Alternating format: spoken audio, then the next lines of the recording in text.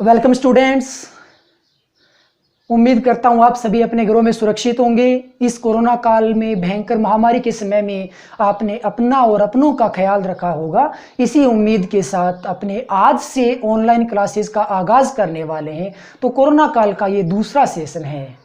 इस second session में हम आज से शुरू करने वाले ऑनलाइन क्लासेस, जिसमें आपको ध्यान इस बात का रखना है कि ऑनलाइन क्लास में कतई आपको लापरवाही नहीं बरतनी है, क्योंकि ऑनलाइन क्लासेस जो भी आप पढ़ने वाले हो उसको केवल मस्ती के लिए या 12th क्लास का एग्ज़ाम पास करने के लिए ही नहीं पढ़ना है, अपितु आगे जो भी कंपटीशन एग्जाम आप दोगे, कंपटीशन एग्जाम में आप बैठोगे, उसके लिए ये 12th क्लास का सिलेबस है वो मोस्ट इम्पोर्टेंट भागीदारी निभाने वाला है। तो आपको इस बात को भी माइंड में रखना है कि आगे जो भी कंपटीशन एग्जाम होने वाले हैं उसके लिए भी ये क्लासेज हैं वो मोस्ट इम्पोर्टेंट रहेंगी और उसके ऊपर भी इफेक्ट डालने वाले हैं। तो जो भी टॉपिक पढ़ते हो अच्छे से उसको मेंटेन रखो। रिटन वर्क होना चाहिए, नोट्स आपको साथ साथ में मिलते रहेंगे। रिटन वर्क के साथ साथ आपको वो चीज़ें हैं वो याद भी रखनी है और कंटिन्यूसली उसका रिवीजन भी अपने आप से करते रहना है। तो कतई ये नहीं समझे कि ऑनलाइन क्लास है या इसको स्कूल में दोबारा पढ़ाया जाएगा या क्या होगा। एक बात मैं बहुत अच्छे से क्लियर कर दूं कि ऑनलाइन क्लास के ठीक बाद जब ऑफलाइन क्लासें लगने वाली हैं तो जहां ऑनलाइन क्लास का सिलेबस स्टॉप होगा वहीं से आगे ऑफलाइन क्लास का सिलेबस कंटिन्यू होगा। ऐसा नहीं है कि उसको जीरो लेवल से वापस ऑफलाइन में पढ़ाया जाएगा, नहीं। ऑनलाइन ऑफलाइन मिलाकर के पहले सिलेबस कवर करवाया जाएगा, उसके बाद उसमें रिवीजन का नंबर आएगा। तो कुछ बच्चों को ये गलत फहमी होती है कि अपने स्कूल में ऑनलाइन में जो भी पढ़ लिया गया है उसको पढ़ने की ज़रूरत नहीं है। दोबारा यदि टीचर्स क्लास में पढ़ाएगा तो वो जीरो लेवल से शुरुआत करेगा, हमें पहले लेसन से पढ़ाएगा। तो इस गलतफहमी में बिल्कुल भी मत रहना। तो जहां ऑनलाइन का स्टॉपेज होगा वहीं से आपकी ऑफलाइन क्लासेस शुरू होंगी। दूसरी बात, इसमें ऑनलाइन क्लास में जो भी आपको पढ़ाया गया है उसको डेली मेंटेन करना है, डेली उसको याद करना है और टाइम टू टाइम इसके टेस्ट भी होते रहेंगे और जीरो लेवल से पूरा मन लगा करके पढ़ना है। इम्पोर्टेंट बात ये नहीं है कि आप कितने घंटे पढ़ते हो, इम्पोर्टेंट बात यह है कि जो भी आपको पढ़ाया गया है, जो आज पढ़ाया गया है या पढ़ाया जाएगा आज के दिन अन्य सब्जेक्ट का या अपने सब्जेक्ट का, वो आपको याद है कि नहीं। प्रत्येक स्टूडेंट्स की अलग हैबिट होती है, उसकी कैपेसिटी होती है, माइंड की कैचिंग पावर होती है कि एक टॉपिक एक स्टूडेंट 1 घंटे में याद कर लेता है, दूसरा कोई थोड़ा माइंडली वीक स्टूडेंट है तो उसको 3 घंटे लग जाते हैं। तो ये मैटर नहीं करता कि आपने 1 घंटे पढ़ाई की है या 3 घंटे पढ़ाई की है, बस डिपेंड इस बात पे करता है कि आपको जो पढ़ाया गया है वो अच्छे से याद है कि नहीं। तो अपने शुरुआत करने वाले हैं आज से ही ऑनलाइन क्लासेस की और बात करेंगे फिजिक्स की क्लास 12th लेसन नंबर 1 जो कि अपने पास होगा विद्युत आवेश एवं विद्युत क्षेत्र। तो सबसे पहले बच्चों अपने बात करेंगे आवेश की। उसके पहले थोड़ी सी अपने डेफिनेशन जान लेते हैं कि जो भी आवेश होता है उस आवेश को आप रेस्ट की कंडीशन में रख सकते हो, उस आवेश को आप गतिशील बनाए रख सकते हो, यानी कि आवेश गति भी कर सकता है, आवेश विराम की अवस्था में भी होता है। तो यहाँ पे आवेश कौन सी पोजीशन में है उसके आधार पे फिजिक्स की अलग अलग ब्रांच बनती है, अलग अलग शाखाएं बनती है। जैसे कि यदि अपने पास जो भी आवेश है वो स्थिर अवस्था में है, यदि वो विराम अवस्था में है तो विराम अवस्था में होने पर आवेश का जो भी अध्ययन किया जाएगा उसको रखा जाएगा फिजिक्स की एक निश्चित शाखा स्थिर वैद्युतिकी में। किसमें रखा जाएगा? स्थिर वैद्युतिकी। यानी कि स्थिर वैद्युतिकी फिजिक्स की भौतिक विज्ञान की एक ब्रांच होती है, एक शाखा होती है और ये वो शाखा होती है जिसके अंतर्गत स्थिर आवेश से संबंधित गुणों का अध्ययन किया जाता है। मतलब आवेश को रखा जाएगा स्थिर और फिर उसके गुणों का अध्ययन किया जाएगा, तो उस शाखा को आप क्या कहोगे? स्थिर वैद्युतिकी। यदि उसी आवेश को आप गतिमान कर देते हो, यदि वो गतिशील अवस्था में है, वो लगातार गति करता है, उस कंडीशन में जो आवेश के गुणों का अध्ययन किया जाता है तो वो फिजिक्स की कौन सी शाखा में जाएगा? वो शाखा बन जाएगा धारा वैद्युतिकी।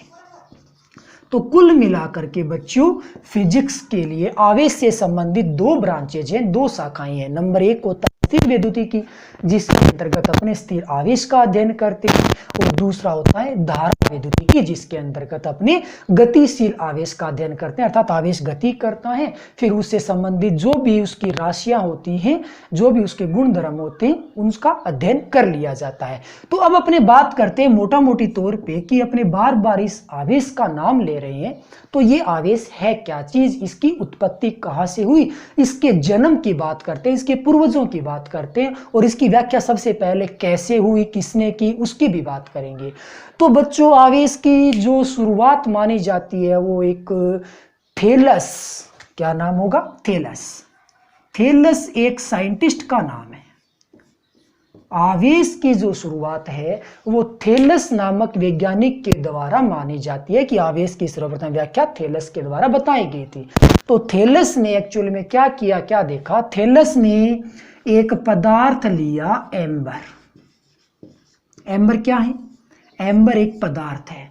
एम्बर बच्चों एक ऐसा पदार्थ है जो बाल्टिक सागर के किनारों पे पाया जाता है। बाल्टिक सागर के किनारों पे एक पदार्थ मिलता है, उसका नाम होता है एम्बर। अब उस एम्बर को यदि आप एक निश्चित पदार्थ ऊन से रगड़ोगे, किससे रगड़ोगे इसको, ऊन से, तो इसको जब आप ऊन से रगड़ते हो तो थैलस और ऊन को जब आपस में रगड़ा जाता है, यानी कि दोनों के मध्य घर्षण करवाया जाता है, तो थैलस के द्वारा ये देखा गया कि एम्बर के आसपास जो भी छोटे हल्के पदार्थ हैं, जैसे कोई कागज का टुकड़ा हुआ, कोई मिट्टी का हल्का सा कण हुआ, या अन्य और कोई हल्का कण, कम द्रव्यमान का, अति अल्प आकार का जो भी पदार्थ है, वो एम्बर के चिपक जाता है। क्या हुआ, थेलस ने यह देखा कि एम्बर को यदि ऊन के साथ रगड़ा जाता है तो कुछ समय पश्चात एम्बर के साथ छोटे छोटे पदार्थ जैसे कि कागज है, मिट्टी है आदि है, वो चिपक जाते हैं। तो एम्बर को ये देख के आश्चर्य हुआ कि वास्तव में ये हुआ क्या है। तो वास्तव में बच्चों ये जो चिपकने का मूल कारण था वो सब कुछ विद्युत आवेश के कारण हो रहा था।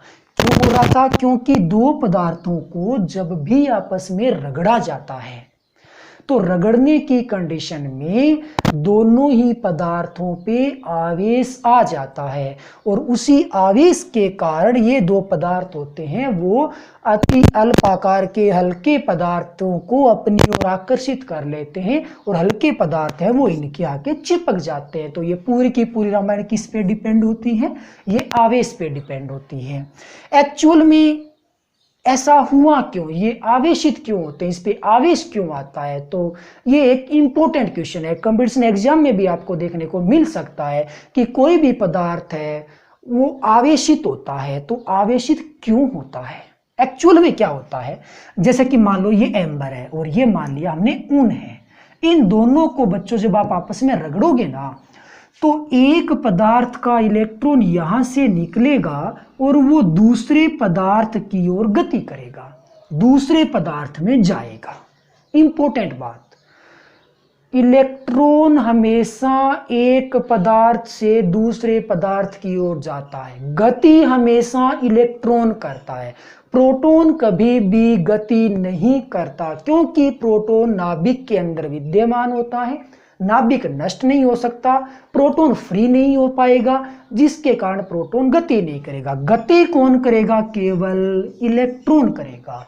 तो दो पदार्थों को आपस में रगड़ोगे तो दोनों ही पदार्थों के मध्य इलेक्ट्रॉन का आदान प्रदान हो जाता है।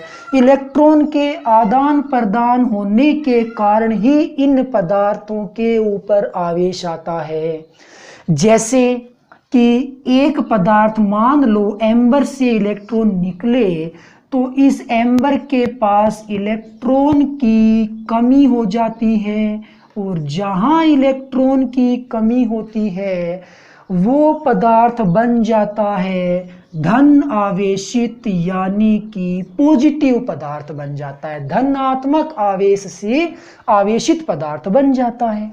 यहां से इलेक्ट्रॉन निकलेगा तो भाई इलेक्ट्रॉन जाएगा दूसरे पदार्थ के ऊपर, तो यहां इलेक्ट्रॉन की हो जाएगी अधिकता और जहां इलेक्ट्रॉन अधिक संख्या में आता है वो पदार्थ बन जाता है नेगेटिव। तो सीधी सी बात है, इलेक्ट्रॉन मानो इस पदार्थ के पास आया तो इलेक्ट्रॉन तो नेगेटिव चार्ज का होता है, तो जहां इलेक्ट्रॉन ज्यादा होगा वहां नेगेटिव चार्ज ज्यादा होगा, ऋणात्मक आवेश ज्यादा होगा, और जहां पे इलेक्ट्रॉन कम होगा वहां पे धनात्मक आवेश ज्यादा होगा। तो इसके आधार पे हम ये भी कह सकते हैं कि आवेश दो प्रकार का होता है। आवेश कितने प्रकार का होता है? दो प्रकार का। पहला धनात्मक आवेश, आवेश के दो टाइप्स कौन कौन से बन जाएंगे?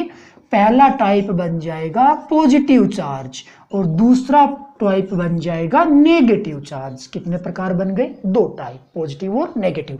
बच्चों ये बात सबसे पहले किसने कही थी कि आवेश दो प्रकार का होता है? ये बात सबसे पहले बोली थी बेंजामिन फ्रैंकलिन ने। किसने? Benjamin Franklin. बेंजामिन फ्रैंकलिन ने क्या कहा था? बेंजामिन फ्रैंकलिन ने यह कहा था कि पदार्थ पे जो भी आवेश होता है उस आवेश के टू टाइप्स होते हैं, दो प्रकार होते हैं। एक तो होता है धन आवेश और दूसरा होता है ऋण आवेश। व्याख्या किसने की? बेंजामिन फ्रैंकलिन ने। इसीलिए आवेश का सबसे छोटा मात्रक फ्रैंकलिन होता है, FR होता है।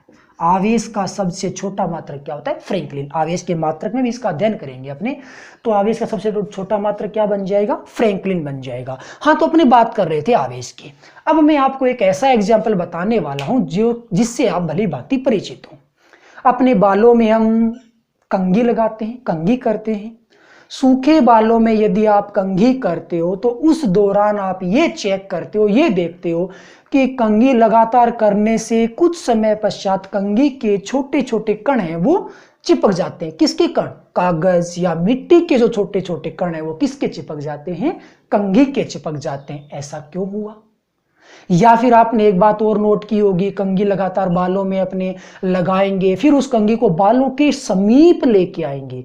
बालों के समीप लेके आएंगे तो बाल खड़े हो जाएंगे, कंघी की ओर चिपकना शुरू कर देंगे। ऐसा क्यों होता है? क्योंकि बाल और कंघी दोनों में आकर्षण प्रकृति उत्पन्न हो जाती है, क्योंकि एक पदार्थ का आवेश दूसरे पदार्थ में ट्रांसफर हो जाता है। कंघी का जो आवेश है वो बालों में समायोजित हो जाएगा, तो एक पे तो आ जाएगा धनात्मक आवेश और एक पे आ जाएगा ऋणात्मक आवेश। और विपरीत प्रकृति के आवेश हैं वो एक दूसरे को क्या करते हैं? आकर्षित करते हैं। इसीलिए कंघी और बालों में आकर्षण बल आरोपित होता है। और इसी प्रकार जो मिट्टी के छोटे छोटे कण हैं या अन्य जो टुकड़े, कागज के टुकड़े हैं, वो भी कंघी के चिपक जाते हैं।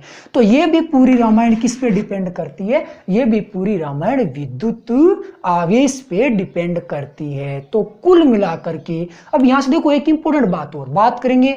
हमने अभी तक आवेश की बात की है, आवेश की परिभाषा को नहीं देखा। परिभाषा क्या है? आवेश का एक बहुत बड़ा गुण है। पहली बात तो मैं ये बता दूं कि आवेश पदार्थों का एक गुण होता है। आवेश क्या होता है? पदार्थों का एक गुण होता है और ये एक बहुत बड़ा गुण होता है। आवेश यदि स्थिर अवस्था में है, कौन सी अवस्था में? विराम अवस्था में। जैसे कोई भी आवेश है, चाहे वो धनात्मक हो चाहे वो ऋणात्मक हो, यदि वो रुका हुआ है तो विराम अवस्था में क्या होगा? उस आवेश के चारों ओर केवल और केवल विद्युत क्षेत्र बनेगा। कौन सा क्षेत्र बनेगा? विद्युत क्षेत्र बनेगा। कब बनेगा? जब आवेश विराम अवस्था में होगा। लेकिन वही आवेश यदि गतिशील अवस्था में आ जाए तो उसके चारों ओर बच्चों विद्युत क्षेत्र भी बनता है और चुंबकीय क्षेत्र भी बनता है। दोनों बनते हैं। कब? जब आवेश गतिशील अवस्था में होगा। यहां पे गतिशील अवस्था की भी दो कंडीशन बनती है। हो सकता है आवेश एक समान वेग से चले। किस वेग से चले? एक समान वेग से चले। एक समान वेग से चलेगा तो ये कंडीशन आएगी, विद्युत क्षेत्र बनेगा और चुंबकीय क्षेत्र बनेगा।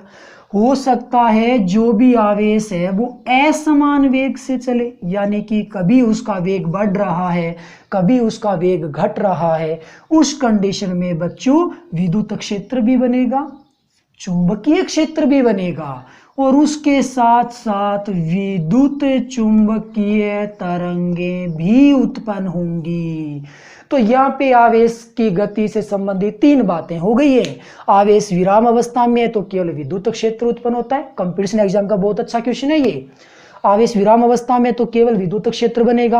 आवेश गतिशील अवस्था में है और गतिशील अवस्था में भी कंडीशन ये है कि उसका जो वेलोसिटी है, जो वेग है, वो नियत है, समान वेग से चल रहा है, तो उस आवेश के चारों ओर विद्युत क्षेत्र आएगा और एक चुंबकीय क्षेत्र आएगा।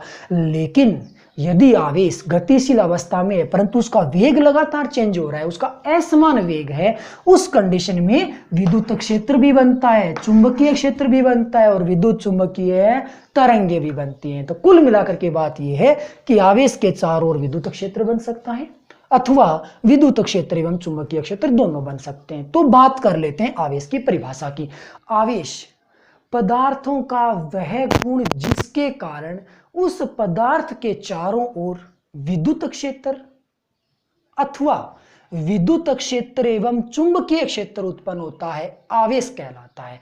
यानी कि किसी भी पदार्थ के चारों ओर विद्युत क्षेत्र बनेगा अथवा चुंबकीय क्षेत्र बनेगा तो वो केवल और केवल किसके कारण होगा? पदार्थ के आवेश के कारण ही होगा। तो पदार्थों का वह गुण जिस पदार्थ क्षेत्र अथवा विद्युत क्षेत्र एवं चुंबकीय क्षेत्र दोनों उत्पन्न होते हैं, उस गुण को आप क्या कहते हैं? कितने प्रकार का होता है? 2 प्रकार का होता है, पॉजिटिव और नेगेटिव। इसकी व्याख्या सबसे पहले किसने की थी? बेंजामिन फ्रैंकलिन ने। इसीलिए आवेश का सबसे छोटा मात्रक क्या होता है? फ्रैंकलिन होता है। तो बच्चों ये पूरी की पूरी जो रामायण है वो आवेश का बेसिक से संबंधित थी। तो आगे की क्लास में हम आवेश से संबंधित और गहराई से पढ़ेंगे कि आवेश के कौन कौन से गुण धर्म होते हैं, कैसे आवेश की पहचान होती है, क्या इसके मात्रक वगैरह होते हैं। सो आज के लिए बस इतना ही। नेक्स्ट कल अगली क्लास में लौटेंगे इसी आवेश के टॉपिक को आगे बढ़ाने के लिए। तब तक के लिए बाय, थैंक यू।